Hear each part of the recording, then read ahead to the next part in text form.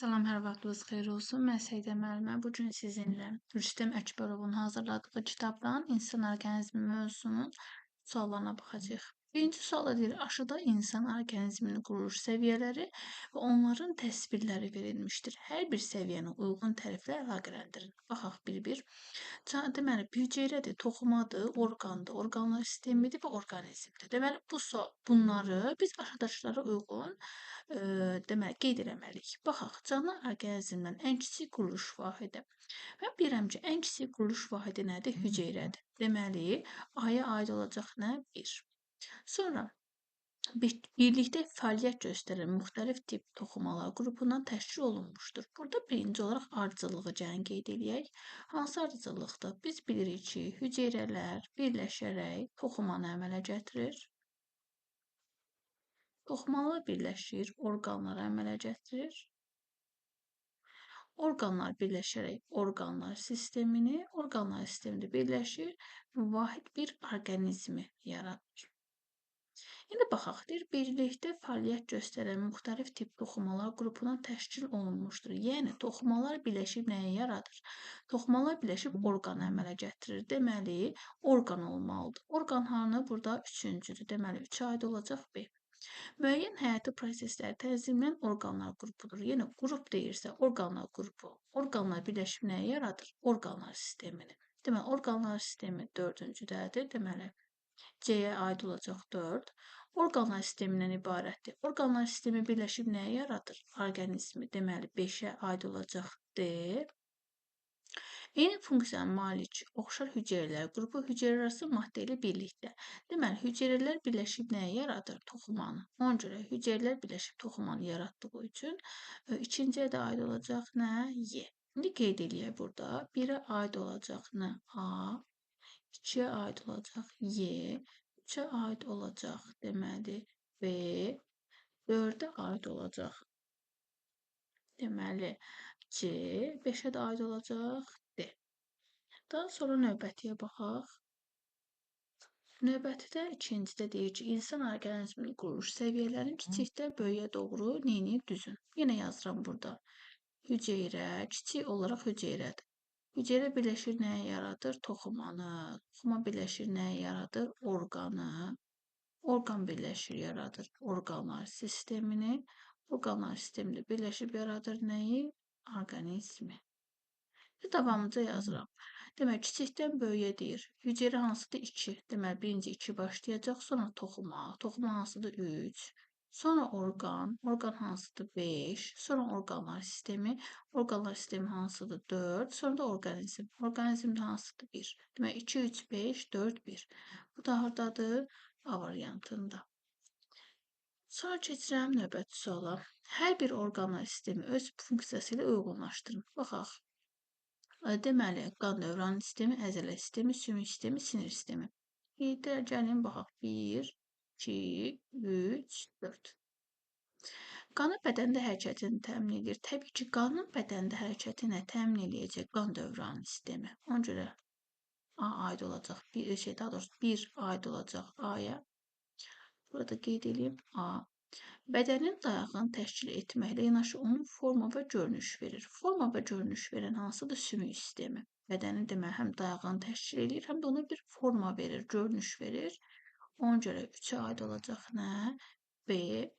Sonra sümüklərlə birgə bədən hərəkətini təmin edir. Sümüklərlə hərəkəti təmin edən biz bilirik ki, dayaq hərəkət aparatımıza bir sümüklər, bir də əzələ aiddir. Sümüklə birgə deməli təmin edən nədir? Əzələdir. Bu aid olacaq C. Orqanizmin bütün funksiyalarını tənzimləyir. Bütün orqanlar və orqanlar sisteminin işi sinir və endokrin sistemlə, yəni humoral yolla tənzimlənir. Ona görə 4-ə də aid olacaq D. Yazaq 1-ə A, 2-yə C, 3-ə B, 4-ə D. Keçirəm 4-cü suala. 4-də deyir, aşağıda baş, döş və qarın boşluğunda yerləşən orqanlar verilir. Baş, döş və qarın boşluğu. Baxaq, ağciyər hansı boşluqda? Döş boşluğunda qeyd edirəm. A. Beyin kəllə boşluğunda yerləşir. Ona görə B. Ürək döş boşluğunda yerləşir. C. Qaraciyər qarın boşluğunda yerləşir. D. Mədə qarın boşluğunda yerləşir. Y. Börək qarın boşluğunda yerləşir, F. Amma bizdən sidik hissəsi və yaxud sidik deməli kanalı soruşulsaydı, o çanaq boşluğunda yerləşir. Ona görə heç birində aid olmadığı üçün onu ümumiyyətlə götürməyəcəkdik. Deməli, aid oldu 1-ə B, 2-yə A, C, 3-ə də aid oldu D, Y və F. Keçirim 5-ə. Onurğa sütunu haqqında verilən məlumatlardan hansı səhvdir? Deməli, bu onurğanın hansı hissəsidir? Fəqərəmizdir. İndi gəlin baxaq görək fəqərə ilə bağlı nədir? Onun sayəsində bədənimizi düz vəziyyətdə saxlaya və bükę bilərik. Bəli, düzdür. Onurğa sütunu onurğa beynini qoruyur. Bəli, daxildə onurğa beyni yerləşir. Bu da düzdür. Qabırğalar arxadan onurğaya birləşir. Bəli, 24 dənə qabırğamız var. 12 cüt qabırğamız və hamısı onurğaya birləşmişdir. Ona görə bu da düzdür. Onurğa sütunu 30 və 31 sümükdən ibarətdir. Baxın, 30 və 31 sümük deyil, 33 və ya 34 fəqərədən ibarətdir. Ona görə D variantı nədir? Səhv. Keçirəm növbəti suala. Sümük birləşməli növlərini onların xüsusiyyətləri ilə uyğunlaşdırın. Aha, hərəkətli, yarım hərəkətli, hərəkətsiz. Birinci qeyd eləyək. Hərəkətli nə aiddir? Oynaqlar. Biz qolumuzu rahat qaldıra bilirik, rahat sala bilirik, çünki hərəkətlidir. Yarım hərəkətliyə aiddir fəqərələr. Biz tam çevirə bilmirik fəqərələrimizi. Yarı çevirdiyimiz üçün yarım hərəkətlidir. Hərəkətsizə nə aiddir? Kəllə sümüklərimiz. Məsələn, kəllə sümüklərimiz hərəkətsizdir. Bax, bir dənə kəllədə alt çənə sümüyüdür ki, orada hərəkətli birləşmədir. Xalq. Bu cür birləşən sümüklər qismən hərəkət edə bilir. Təbii ki, qismən deyirsə, bu yarım hərəkətlidir. 2-yə aid olacaq A. Bu oynaqlar sərbəst şəkildə hərəkət edə bilir. Təbii ki, buna aid olacaq hərəkətli B. Hərəkətsiz nədir? Kəllənin əksər sümükləri bir-birlə belə birləşir. Bəli, tikişlər vasitəsilə kəllə qapağı sümüklərimiz birləşir. Bu da hərəkətsizdir. Ona görə 3-ə də aid olacaq C. Keçirəm növbəti suala. Şəklə əsasən düz olanları seçin. Bu hansıdır? Kəllə əzələlərimizdir. Bu, məsələn, bizim görürəm ki, qarın əzələlərimizdir. Bu, boyun əzələsidir. İndi baxaq. Belə deyir ki, bir çənə əzələləri. Bəli, baxıb diqqətlə baxsaq, görürük ki, doğrudan çənə hissəsini göstərir. Çünki bir düzdür. 2 qarın əzələləri qarın hissəni göstərir. Bəli, düzdür. 3 ön baldır əzələləri. Baxıram, bu bud əzələsidir. Baldır budur. Bud baldır. Bud buradadır. Baldır buradır. Ona görə deməli 3 səhvdir. 4 bud əzələləri xeyr, 4 dediyim kimi baldırdır. Ona görə 4 səhvdir. 5 baldır ayaq əzələləri. Olar, baldıraq əzələlərini götürə bilərik. 6 boyun əzələsi. Boyun hissədir, bəli, götürə bilərik. Variantları diqqət yetirək. Deməli, 1, 2, 5, 6 B variantı uyğun gəlir. Yenə də gedək. 7 çiyin əzələsi, çiyin hissəmiz, bəli, buradır, düzdür. Bazının 2 başlı əzələsi 8. Bax, bura bazının 2 başlı əzələsi deyil. Tam olaraq göstərən hissə buradır, bu da deyil. Ona görə 8 səhvdir. Bazının 3 başlı əzələsi yenə tərsinə göstərilib, ona görə 9 da deyil. 1, 2, 5, 6, 7 cavabımız olacaq B variantı. 8-də şəklə əsasən düz olanları seçin. Gəlin baxaq. Deyir ki, bizə bazının 3 başlı əzələsi. Deməli, bu bazının 3 başlı əzələsidir. Bir xeyr, bazının 3 başlı əzələsi deyil. Bir getdi. Bazının 2 başlı əzələsi. Arxada olan 2 başlı əzələ deyil, öndə olandır. Onun üçün 2 də səhvdir. 3-də deyir bazu sümüyü. 3 bazu, deməli, bazu said sümüyündən ibarətdir. Ön ətraf, bəli, bu bazu sümüyüdür. Saiddə mil və dirsəkdən ibarət. 3 düzdür. 4 deyir said sümüyü. Gəlin şəklə diqqətlə baxaq. Deməli, şəkildə göstərdiyi deməli, bu sümükdür. Bu, deməli, mil sümüyüdür. Bu isə dirsək sümüyüdür. Bizdən göstərir, daha doğrusu millə dirsək sümüyüdür. Mil dirsəkdə birləşib said sümüyünü yaradır və bizə də göstərdiyi said sümüyüdür. Onca 4 də düzdür. 3 ilə 4, deməli, cavabımız olacaq A variantı. Keçirəm 9-a. Uyğunluğu müəyyən edin. Baxaq. Vəzdən ifraz etdiyi maye qidanı ısladaraq yumuşaldır. Birinci, deməli, Biz nə etməliyik? Uyğunluğu seçməliyik. Aha, baxaq.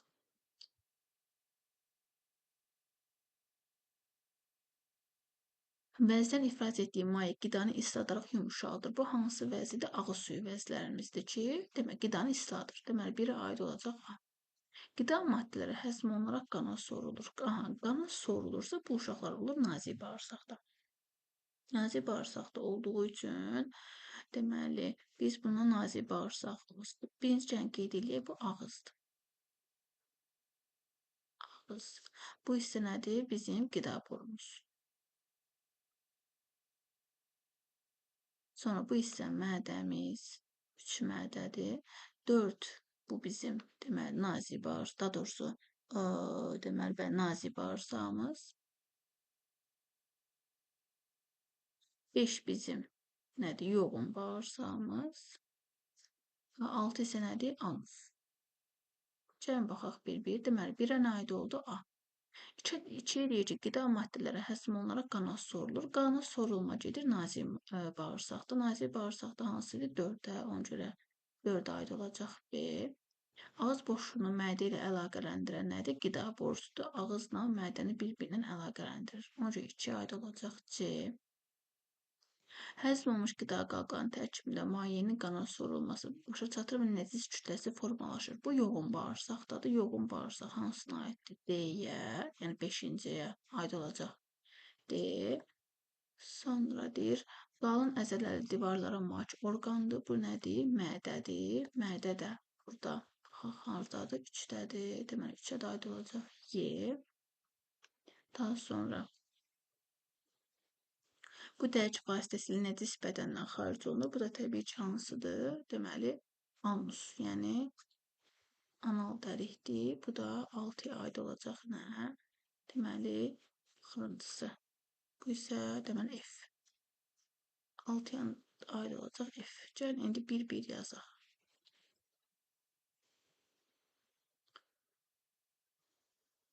Bir, 2, 3, 4, 3, 4, 5, 6. Birə aid oldu, birə aid oldu. Deməli A. 2-yə C, 3-ə Y. Birə A, 2-yə C, 3-ə Y. 4-ə 4-ə B, 5-ə D, 6-ya da F.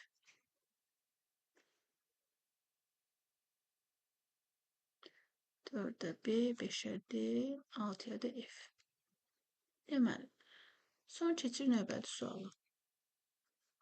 Müəyyən qədər həzm olunmuş qida horrası mədaltı vəzinin və qaraciyərin ifraz etdiyi şirə ilə qarışır. Deməli, proses mədaltı vəzi və qaraciyərin ifraz etdiyi şirə hara tökülür? Nazik bağırsağa. Ona görə cavabımız nə olacaq? D variantı. Yəni nazik bağırsaq. Daha doğrusu, yəni nazik bağırsağın hansı hissəsi? 12 barmaq bağırsaqdır. Ona görə D variantıdır. Nazik bağırsaq biri 3 hissədən ibarətdir. 12 barmaq bağırsaq, acı bağırsaq və qalça bağırsaq. Sonra gəlirəm.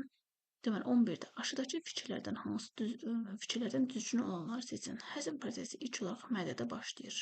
Həzm prosesi ilk olaraq ağızda başlayır. Ona görə bir səhvdir. Variantlardan avtomatik A variantı çıxır. Yoğun bağırsaq nazik bağırsağa nisbətən daha qısa olur. Bəli, nazik bağırsaq daha uzundur. 2 düzdür. Deməli B variantı da gedir. Bərk qida maye halda olan qidadan daha asan həzm olunur. Təbii ki, o səhvdir. Çünki maye qida daha rahat həzm olunacaq. Bərk qida isə ağızda artıq xırdalandığı üçün biraz daha çətin həzm olunur. Ona görə 3 səhvdir. Mədən divarlarına şirə ifraz olunur. Bəli, mədə şirəsi ifraz olunur. 2, 4, sonra qida borusunun əzələləri yığılıb boşalaraq dalğavari hərəkətlər əmələ gətirir. Bəli, bu da düzdür. 2, 4, 5-də əslində cavab burada. Yəqin ki, burada 2, 3, 5 yerinə 2, 4, 5 verilmək istəyib. Ona görə yəqin C variantını düzgün götürək. 12. İnsan gündə orta hesabla 1500 ml sidik ifraz edir. Bir süt qərisinin orqanizminə atılan suyu miqdarına görə sidik, deməli suyu tapın.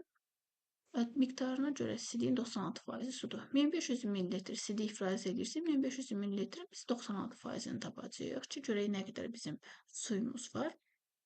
Bu da təqribən 1440 eləyəcək. Buna görə də cavabımız olacaq nə? B variantı. 13. Deməli, uyğunluğu müəyyən edin. Deməli, burada ağciyərləri varsa, deməli, tənəffüs sistemi orqanlarından söhbət gedir. Başlayaq. Deməli, bir nədir? Burun. Burun boşluğu. 2 nədir? Nəfəs borusu, yəni traxeya. 3 nədir? 3 bizim deməli göstərilir ağciyərlər. 4 isə nədir? Bizim diafraqmamız. İndi qeyd eləyək. 1, 2, 3, 4. Havanı qızdırır, tozdan təmizləyir və nəmləndirir. Təbii ki, bu nədir? Burun boşluğumuz. Burunda tüstücüklər havanı qızdırır, həm tozdan təmizləyir, həm də nəmləndirir. Ona görə 1-ə aid olacaq A. Süngərə bənzəyər ağciyərlərdir. Ona görə 3-ə aid olacaq B. Daha sonra havanın ağciyərlərə daxil olması və xaric edilməsini təmin edir. Bu təbii ki, hansıdır? Bu deyirik diafraqmadır. Çünki tənəffüs hərəkətləri zamanı yuxarı qalxıb, yəni yığılıb boşalmaqla nə edir? Ağciyərlərə daxil olmasını, yəni nəfəs almanı və xaric edilməsini, yəni nəfəs verməni təmin edir. 4-də C. Nəfəs borusu, bu da traxeyadır. 2-yə də aid olacaq D. 14-də. Bu təcrübə haqqında düz olanları seçin. Aha. Tənəffüs sistemi modelləşdirir. Deməli, tənəffüs sistemi modelləşdirir. Bəli, düzdür. Sonra nəfəs borusuna uyğun olan 1-dir. Nəfəs borusu bu traxeyamızdır. Bu bizim deməli ağciyərlərimizi göstərir. Bu bizim diafraqmamızı göstərir. İndi baxaq. Ağciyərə uyğun olan 2-dir. Nəfəs borusuna uyğun olan 1-dir. Bəli, bu traxeyanı göstərir, yəni nəfəs borusunu. Ağciyərə uyğun olan 2-dir. Bəli, bu ağciyərləri göstərir. Diafraqmaya uyğun olan 3-dür. Bəli, bu bizim əzələli orqanımız olan diafraqmanı göstərir. Rezin pərdəni aşağıya doğru dartanda şarlar kiçilir. Bəli, aşağıya doğru çəkdiyimiz zaman şarlar balacalaşır. Yuxarıya doğru qalxdığı zaman şarlar böyüyür. Buna görə, daha doğrusu bir dəqiqə, aşağıya doğru çəkəndə şarlar kiçilmir, əksinə şarlar böyüyür. Ona görə 5 səhvdir. Cavabımız 1, 2, 3, 4. Bu da A variantındadır. 15-də aşıdaşlardan düzgün olanı seçin. Nəfəs vermə zamanı diafraqm əzələsi yığılır. Nəfəs alma zamanı diafraqm əzələsi yığılır. Nəfəs vermə zamanı diafraqm əzələsi boşalır. Ona görə bir səhvdir. Variantlardan biri çıxaq. Nəfəs vermədə xaric olan havada karbon qazı və su buxarı daha çox olur. Deməli, baxın. Gəlin birinci bir qırağı qeyd eləyək. Nəfəs aldığımız zaman, nəfəs alma zaman 78% azot, 21% oksigen, 0,3, 0,4% karbon qazı cüzi miqdarda cüzi təsirsiz qaz olur. Bu nəfəs almadadır. Sonra nəfəs verməni yazıb. Nəfəs vermə zamanı 78%, yəni azot, 16% oksigen, 3-4% karbon qazı, yenə cüzi miqdarda təsirsiz qaz olur. Nəfəs alma zamanı nəfəs aldığımız hava biraz soyuq olur, yəni sərin olur. Nəfəs verdiyimiz hava isə isti olur. Bunu gəlin baxaq. Deyir, nəfəs vermədə xaric olunan havada karbon qazı və su buxarı daha çox olur. Su buxarı bəli daha çox olur. Karbon qazları bəli nisbətən gördüyünüz kimi nəfəs almaya nisbətən daha çox olur. Çünki 2 düzdür. Sonra növbəti hissəyə baxaq. Deyir ki, bədəndə qidanın parçalanaraq enerji ayıra bilməsi üçün oksigendən istifadə olur. Deməli, qidanın parçalanması üçün təbii ki, oksigen istifadə olunmalıdır. Çünki 3 də düzdür. Bədəndən qidanı parçalama zamanı karbon qazı və su əmələ gəlir. Bəli, parçalama zamanı karbon qazı və su ayrılır. 2, 3, 4. Deməli cavabımız olacaq. Deməli D variantı.